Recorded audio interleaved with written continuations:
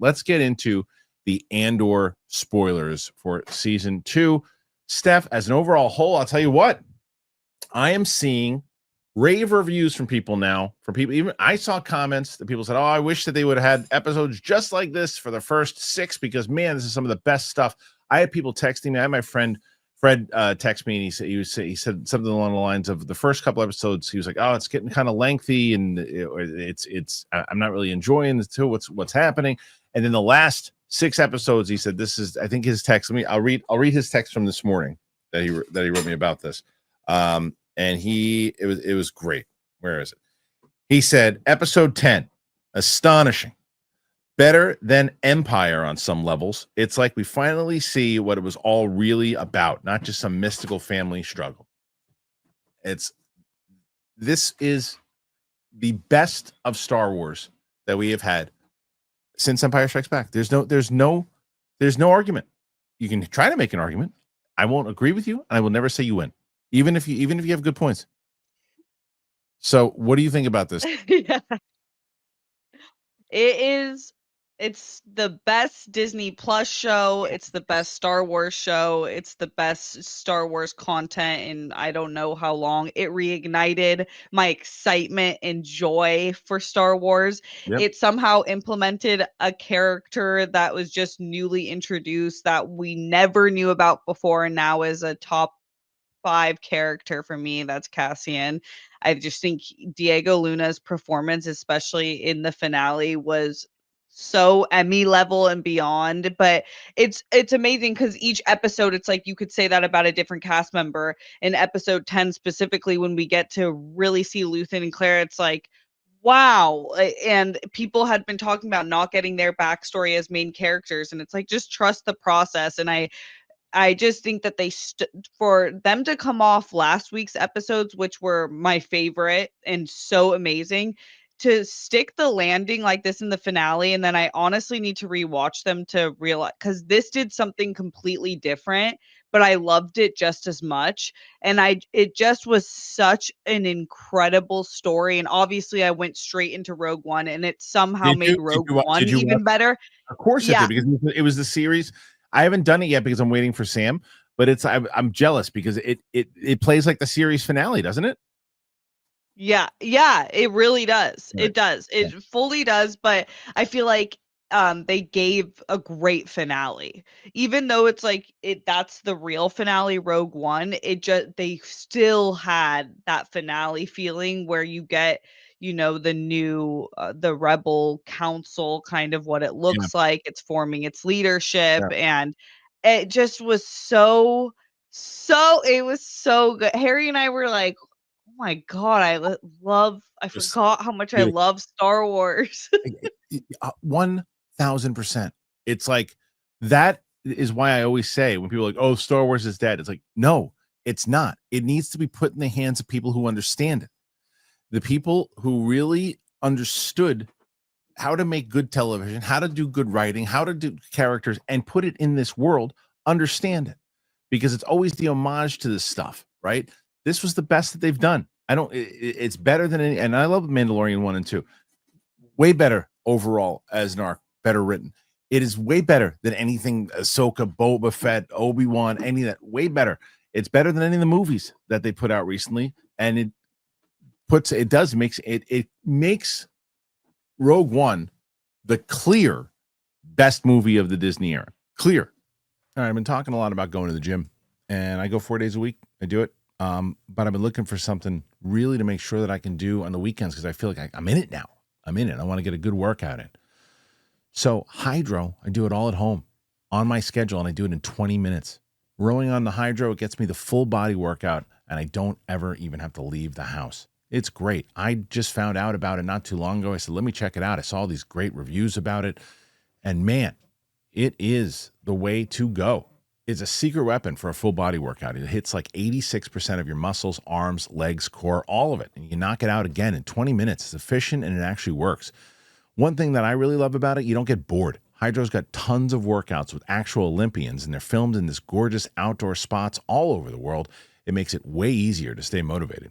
If you're on the fence about it, there's a free shipping. It's 30-day risk-free trial, and Hydrow offers a full year warranty. Honestly, no pressure. You try it out, you see how it feels. So if you need to skip the gym, not the workout, you stay on track with Hydrow. For a limited time, go to hydrow.com and use the code Kristian. You save up to $475 off your Hydrow Pro Rower during Hydrow's Memorial Day sale. That is hydrow.com.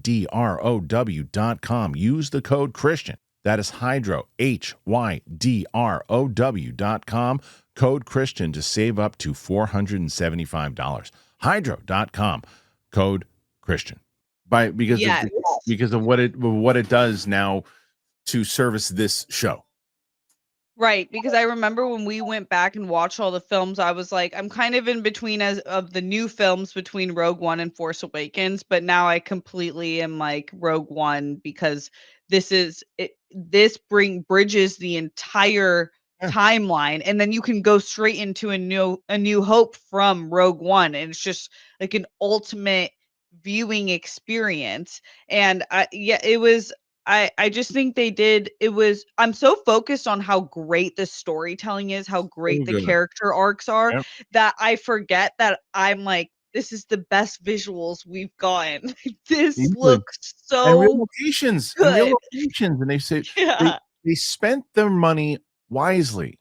Like the money that went into it for locations and everything else too, they spent it. It was well spent. Someone who knows how to make films. You can tell it's someone who knows how to write.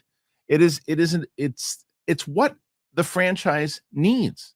Not just, let's just it worked in a 20-minute animated show. Let's just do that for live action. It doesn't work. It's not the same medium. It doesn't work. This works. It clearly works. And it's funny because, like I said, there's spoilers here. So if you haven't seen it, I already told you the spoilers. Last week you mentioned, you're like, I just really want her to be off and find out that has a baby. And I was like, did you see this already?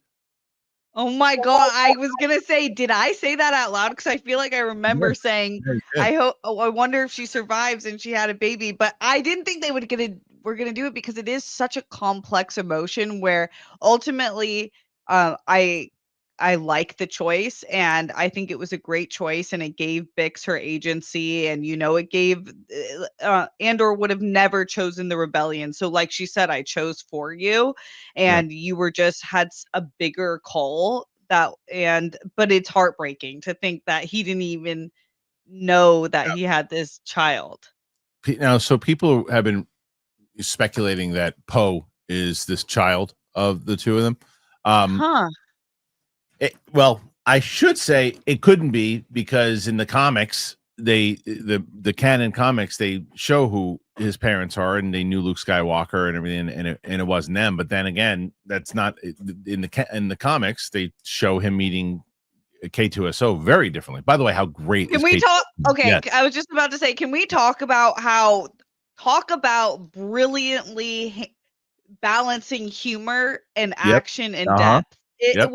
It did not for a second take away from the stakes, but it added so much, and it was so earned. And I'm so glad they waited to add him into the story later, because by then you're like, it's the perfect time where you needed him. But he is so hysterical. Perfect. I love that droid. I love what they did with him, and it's so consistent. It doesn't seem like there's sometimes that there's been characters that have been in prequels and other things. You're like, that doesn't seem like the same character. It seems like they did different choices before. It seemed so consistent with everything he did, and how Cassian's not really taking him that serious a point. And he's still like, he's not valuing his opinion as much because he still just sees him as a droid. And you see him kind of the fact that he goes in and saves them when they're at that apartment complex. And how about all the stuff we've been talking about with Clea and Luthen? Luthen's story was so tragic and brilliant. He was so consistent. And I said it in my reaction, without him, there is no blowing up the Death Star. There is no. He is the George Lucas of the rebellion. Right. He's the needle that threaded everything together. And to know how he met Clea and it was such a fantastic episode. It looked amazing. And them on Naboo. Yes. So good.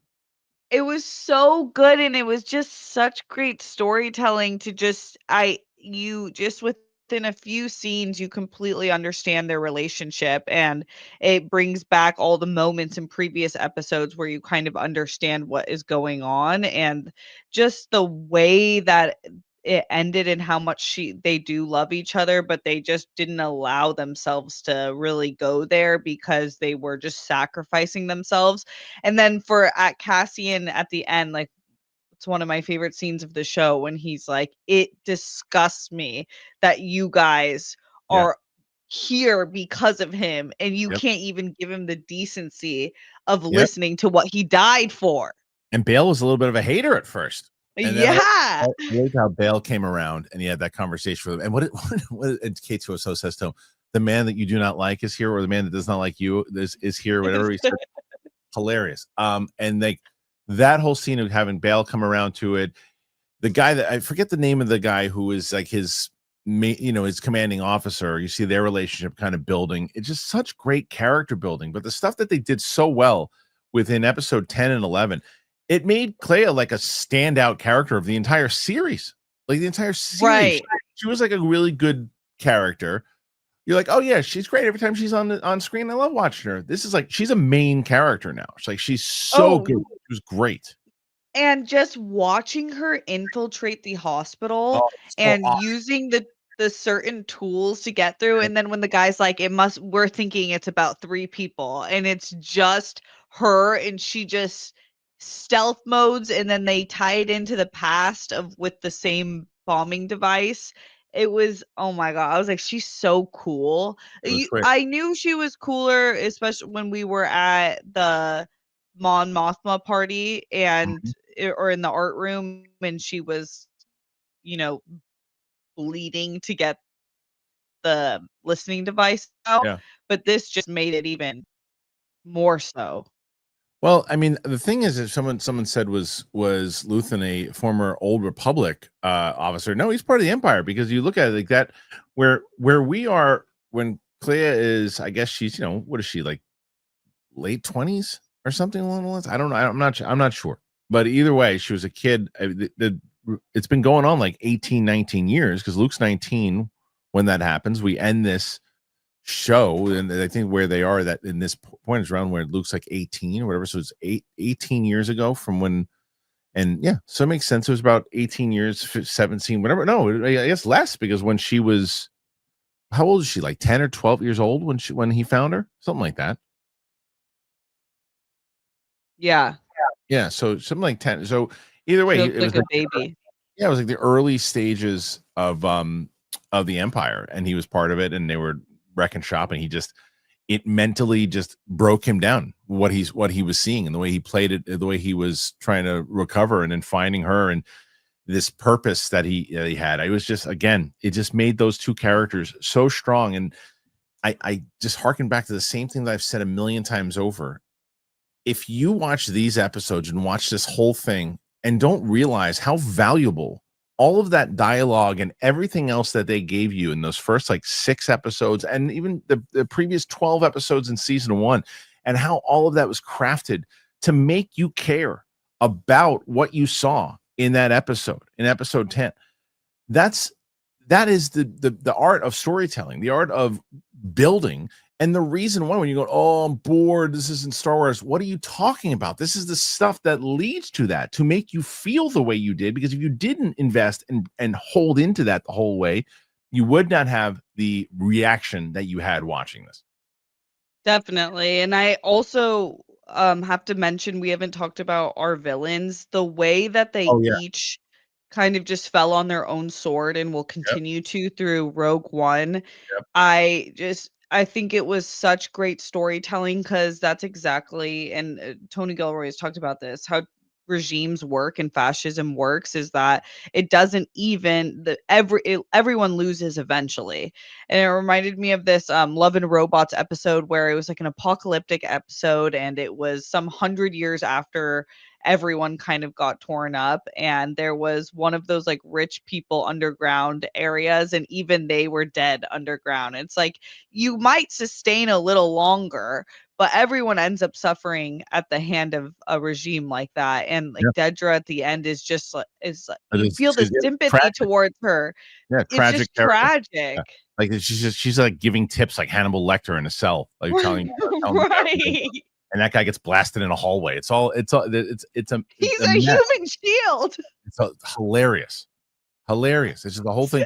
Yeah, they all just trying to get their own self glory, and they all just wind up going down. And then the main dude, who this whole time is just like menacing figure.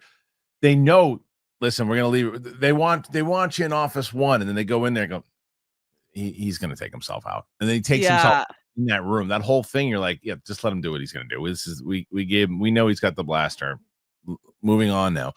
I loved seeing a more mature Star Wars. I hope they at least do a series or a movie like this in the future. I hope someone takes the note at Lucasfilm and goes, "Oh wow, we're actually getting a lot. Our property has respect again. Like, wow, let's get there. Not everything has to be serious. Not everything has to be mature, but everything could have good writing. If you wanted to, everything could have good writing and good characters. People want good characters. We don't just want boom, boom, shoot the monster. Boom, pew, pew is fun. It's fun. It's great. And you should have it. But it shouldn't be the only thing that drives you to Star Wars. Okay. That's it for today as far as topics go. I want all your thoughts on all this stuff. And again, if you're on the Clips channel, put your thoughts in there, put your comments in there. Make sure you subscribe to the Clips channel if you haven't done that already. So I appreciate it, and then some.